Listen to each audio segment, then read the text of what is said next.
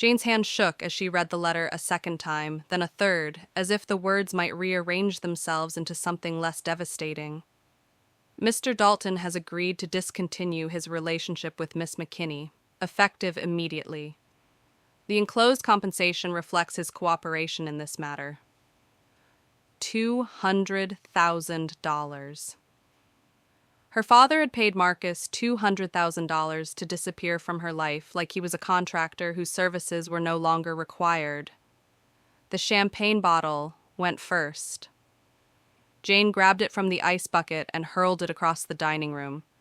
Crystal exploded against marble, champagne spraying across white tablecloths. Then the plates, the glasses, the centerpiece. Her hand swept across the table in violent arcs as 8 months of carefully controlled emotion erupted all at once.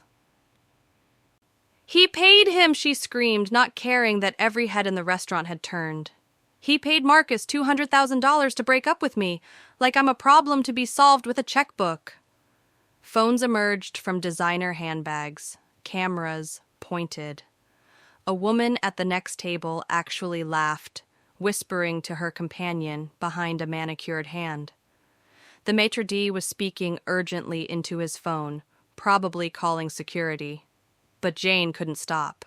Years of being managed, handled, controlled. It all came pouring out in shattered glass and silk napkins soaked with wine. "Miss McKinney, please." Marcel reached toward her, then thought better of it when she whirled on him with wild eyes. That's when Amari emerged from the hallway leading to the restrooms.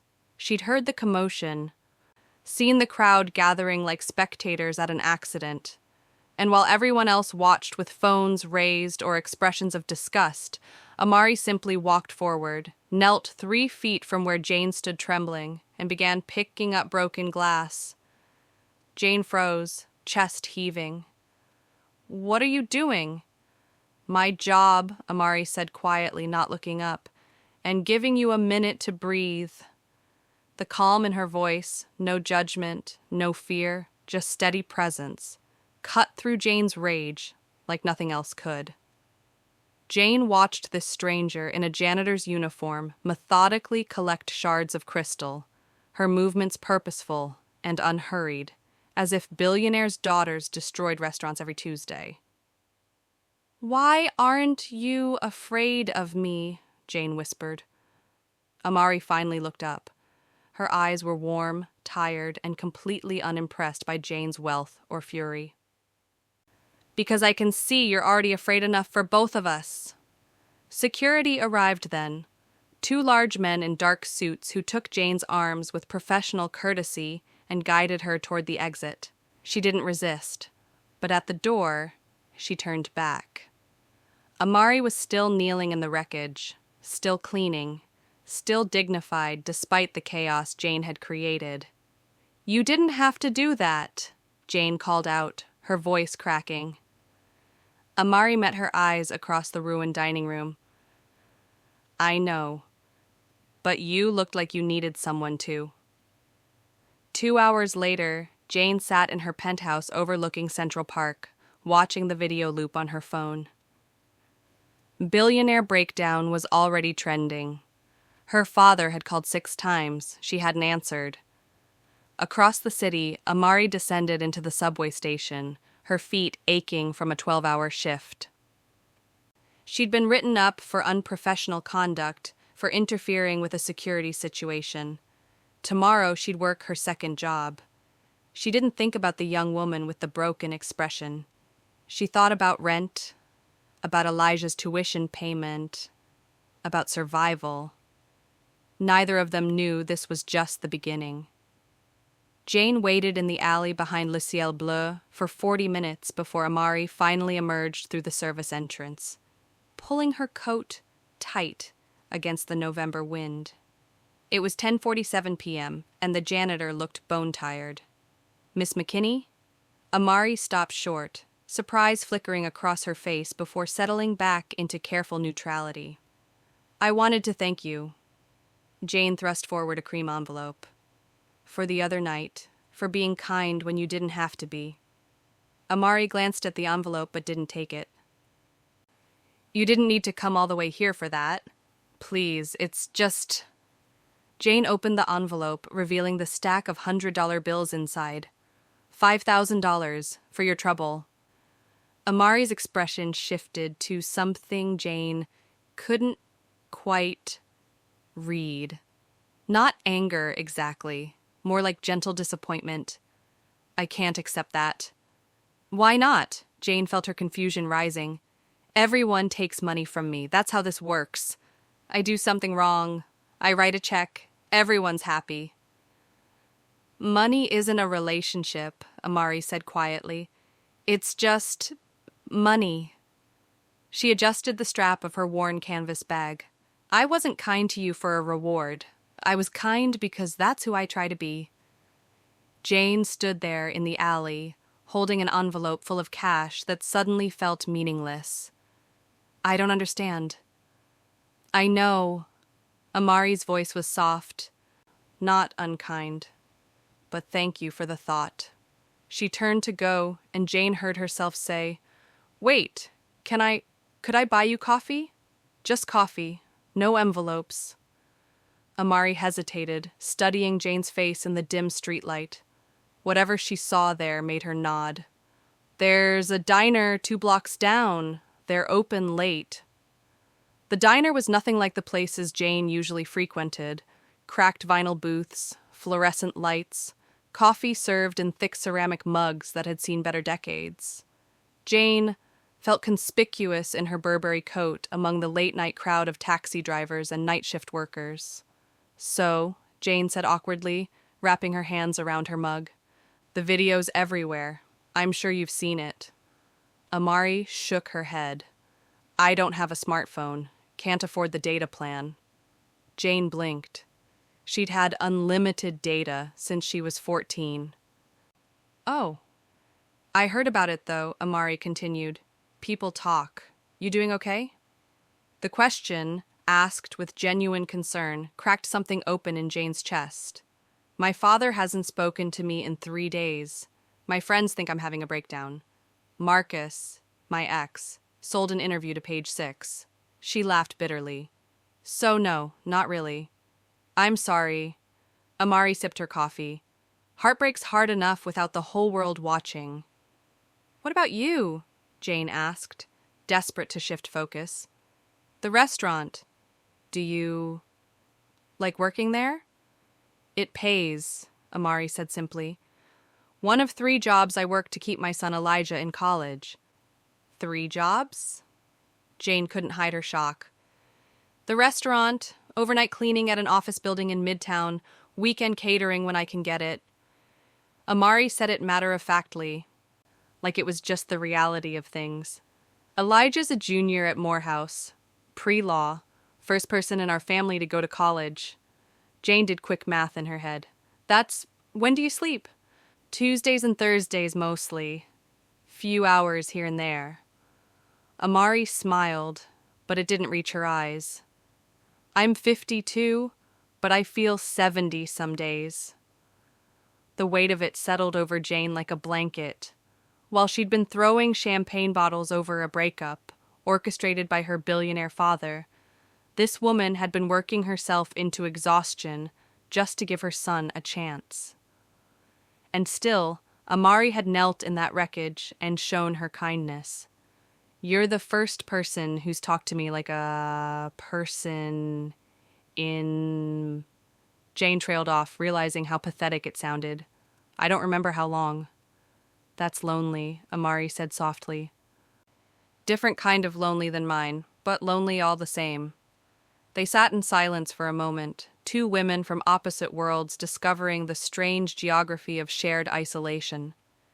When Amari finally stood to leave, she had to be at the office building by midnight, Jane watched through the diner window as she disappeared into the subway station. And for the first time in her life, Jane began to see the invisible architecture holding up the world she'd always taken for granted. Jane started coming to Le Ciel Bleu twice a week, always sitting at a corner table where she could see the kitchen doors. She told herself she was there for the food, but really she was watching. Watching how Marcel snapped his fingers at servers like they were dogs. Watching how the busboys worked 12-hour shifts without sitting down once. Watching how the floor manager pocketed cash from the tip pool when he thought no one was looking. Watching Amari move through it all with her head down, invisible. The breaking point came on a Thursday. Jane saw Marcel intercept Amari as she was leaving, pulling bills from the envelope in her hand. "Service fee," he said with a smirk, pocketing what looked like at least $50. "For the incident last month. You're lucky you still have a job." Jane was out of her seat before she could think.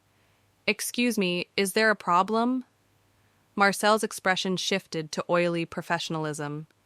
"Miss McKinney, no problem at all. Just discussing staff matters." "Staff matters that involve stealing her tips?" Jane's voice carried across the dining room. Several heads turned. "I'd like to speak with the owner now." Within 20 minutes, Jane was in the manager's office with Philippe Rousseau, Le Ciel Bleu's owner. She laid it out clinically, the wage theft, the lack of breaks, Marcel's harassment, the 12-hour shifts that probably violated labor laws. She had receipts, timestamps, witness names. "These practices are unacceptable," Jane finished, "particularly regarding Amari Hamilton. I want her working conditions improved immediately, or I'm calling the Department of Labor."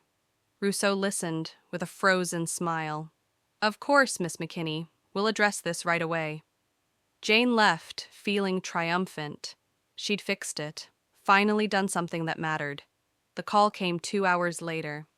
Amari's voice was tight, controlled. "I need to see you." They met at the same diner, but this time Amari's exhaustion had hardened into something else. Anger, barely contained. "They fired me," Amari said flatly. "Rousseau said I was causing trouble, that I'd gone to wealthy patrons to complain about management, that I was a liability." Jane's stomach dropped. "No, I didn't. I was trying to help." "By speaking for me?" Amari's hands were clenched around her coffee mug. "Without asking what I needed? Without considering what might happen to me after you walked away?" "I can fix this." Jane pulled out her phone. "I'll call him right now. I'll make him take you back. Give you back pay." "Stop." Amari's voice cut through. "Just stop." Jane looked up, stricken. "Or better yet," Amari continued, her voice shaking slightly, "I can offer you a job. Personal assistant. 80,000 a year.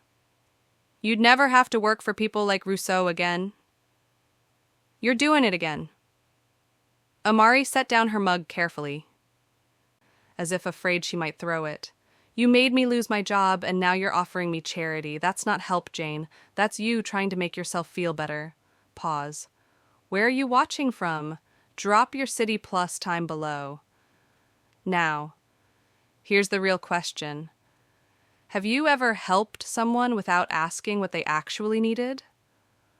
Subscribe if you're ready to learn the difference between fixing people and truly seeing them. Because this problem, it's everywhere. Let's prove it. The words landed like slaps. Jane felt tears burning her eyes. "I was trying to protect you." "I don't need you to rescue me." Amari's voice gentled slightly but remained firm. "I needed you to listen first.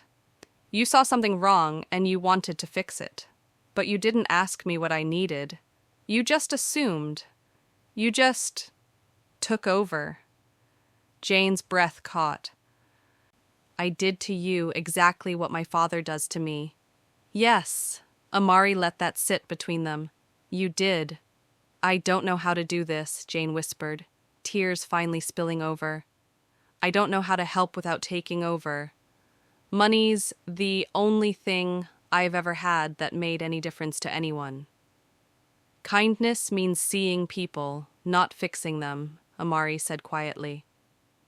"Means asking, not assuming." means listening when someone tells you what they actually need, even if it's not what you want to give. Jane wiped her face with the back of her hand, probably smearing her makeup. I'm sorry. God, I'm so sorry. I've ruined everything. You made a mistake. Amari was quiet for a long moment. But unlike your father, you're still here. You didn't run when I said no. That counts for something. Jane looked up, hope and shame warring in her chest. What do I do now? I don't know yet, Amari stood, shouldering her worn bag. But if you really want to help, start by learning what help actually looks like. And that starts with asking, not assuming you already know. She left Jane sitting in the booth, surrounded by the wreckage of good intentions. Outside the window, Amari disappeared into the subway once more, and Jane was left to decide whether she had the courage to do the harder work. Not of fixing, but of truly seeing. Not of controlling, but of listening. Not of rescuing, but of standing beside. Jane waited a week before reaching out. Not because she didn't want to fix things immediately, that instinct still burned hot, but because she was trying to learn what Amari had tried to teach her, that some things couldn't be rushed, that listening required patience. When they finally met again, Jane's hands were shaking. I don't have solutions this time. I just want to ask, what do you need? And I promise I'll actually listen. Amari studied her for a long moment. I need my job back, but not from you threatening Rousseau. I need things to change at that restaurant, but not just for me, for everyone. And I need you to understand that this isn't about one person swooping in to save the day. It's about workers having a voice. Tell me how, Jane said simply. Over the next 2 weeks, Amari connected Jane with other Le Ciel Bleu staff, servers who'd been sexually harassed, busboys working for below minimum wage, kitchen workers denied overtime. Jane listened to each story, took notes, asked questions. She didn't offer money or solutions. She just listened. When they finally filed the complaint with the Department of Labor, it wasn't Jane's name on it. It was 12 workers with documented evidence and legal representation that Jane had quietly funded. When the media picked up the story, Jane didn't position herself as the hero. She amplified the workers' voices, used her platform to make sure their stories were heard. Her father called within hours. What the hell are you doing? You're embarrassing the family, dragging our name through some labor dispute. No, Dad. Jane's voice was steady. I'm finally doing something that matters, something real. The silence on the other end was deafening. Then, you're throwing away your reputation for what? Some restaurant workers? For people who deserve dignity, which is more than you gave Marcus when you paid him off like he was nothing. More than you've given me by trying to control every aspect of my life. I was protecting you. Love without freedom is just a prettier cage, Dad. The words were Amari's, spoken during a late-night conversation in her studio apartment. And I'm done living in yours.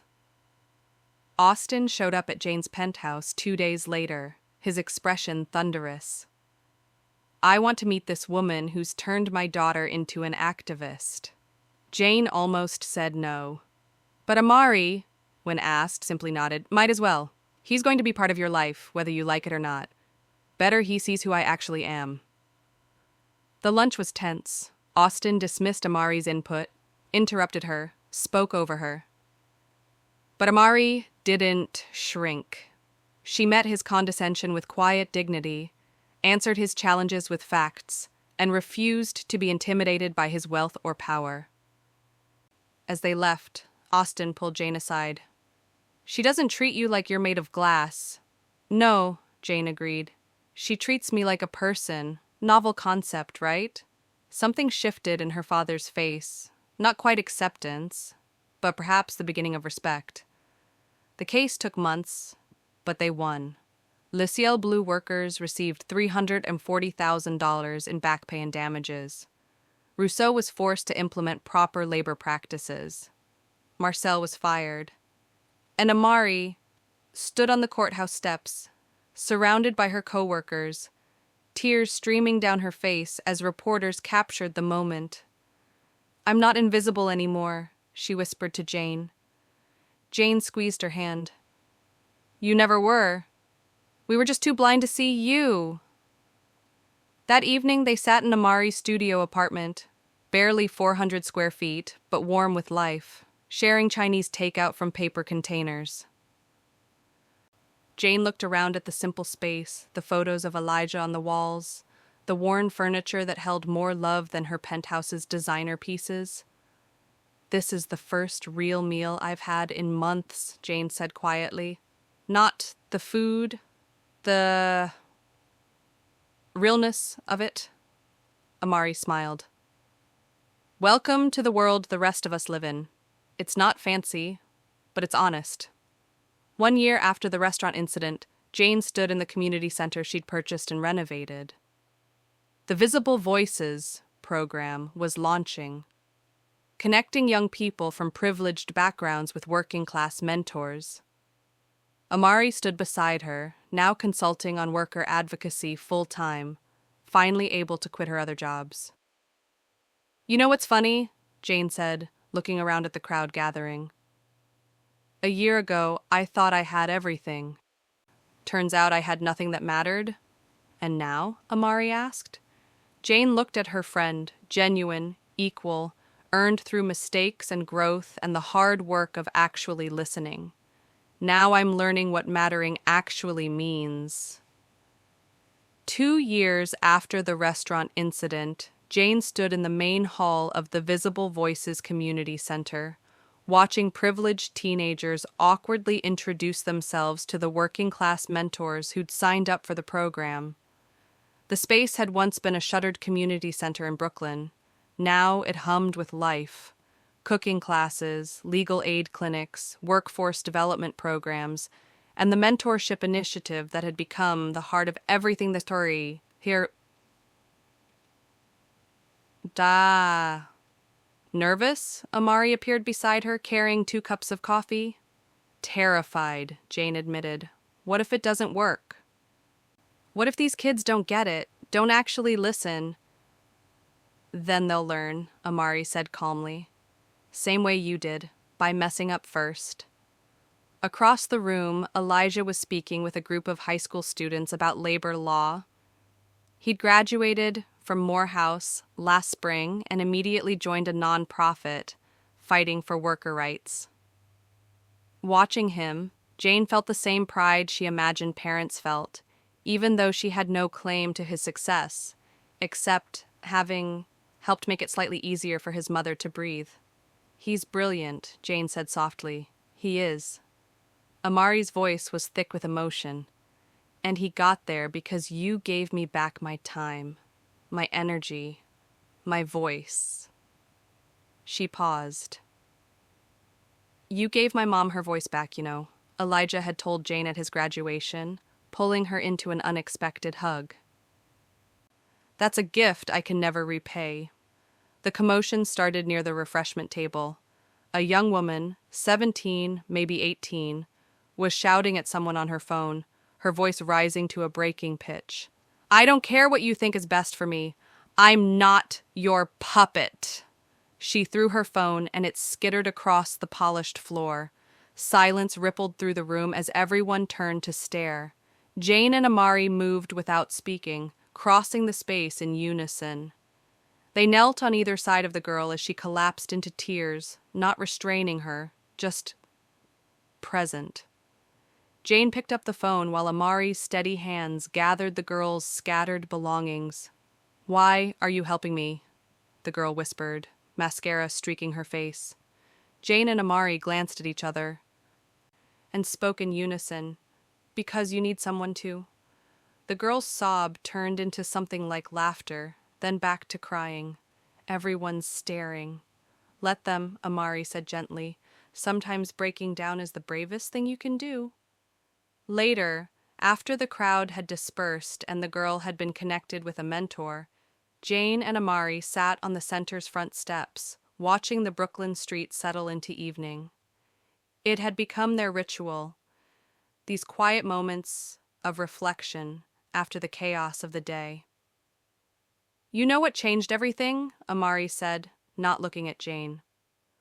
"You were willing to be wrong, to sit with the discomfort of not having all the answers. And you were willing to teach me," Jane replied, "even after I messed up. Even after I cost you your job and tried to fix it in the worst possible way. That's what real friendship looks like, I think," Amari smiled. "Staying through the mess instead of running from it." Jane's phone buzzed.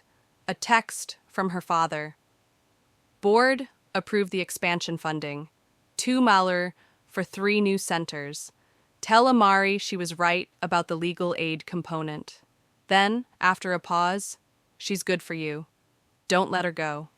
Jane showed Amari the text. "He's come a long way." "So have you." Amari stood, stretching. "Sunday dinner at my place? Elijah's bringing his girlfriend?" "I'll bring dessert," Jane said automatically. It was their routine now, Sunday dinners that felt more like family than any meal she'd had growing up. That night, alone in her apartment, Jane pulled up the video that had started everything. 2 years ago, she couldn't watch it without cringing. Now she saw something different. Not humiliation, but transformation. Not ending, but beginning. She saw a young woman so desperate to be seen that she'd shattered herself in public. And she saw a janitor who'd knelt in the wreckage and offered something no one had ever given Jane before. Kindness without transaction. Presence without judgment. The next morning, she and Amari walked past Le Ciel Bleu on their way to meet with city officials about expanding the program. Through the windows, they could see the staff, taking breaks, chatting with each other, moving through their shifts with something that looked almost like dignity. The settlement had changed more than just one restaurant. It had rippled outward, forcing others to examine their practices. "Look at that," Amari said softly. "We did that." "You did that?" Jane corrected. "I just learned to listen." "No." Amari linked her arm through Jane's as they continued walking. "We did it together. That's the whole point." Jane thought about that word, together. How foreign it had felt 2 years ago, how natural it felt now. She'd spent her whole life surrounded by people but drowning in loneliness, because no one had ever really seen her. Just her money, her name, her usefulness. It turned out being seen was the greatest gift anyone could give or receive. And sometimes the people who save us are the ones we never saw coming. The ones society had rendered invisible, who'd learned to kneel in the wreckage and offer grace to strangers having the worst moments of their lives. "Thank you," Jane said quietly, "for that night, for not running. For teaching me what mattering actually means." Amari squeezed her arm. "Thank you for learning. Not everyone does." They walked on together, 2 women from opposite worlds who'd built a bridge between them, not with money or charity, but with the harder work of actually seeing each other. And in that seeing, they'd both finally become visible,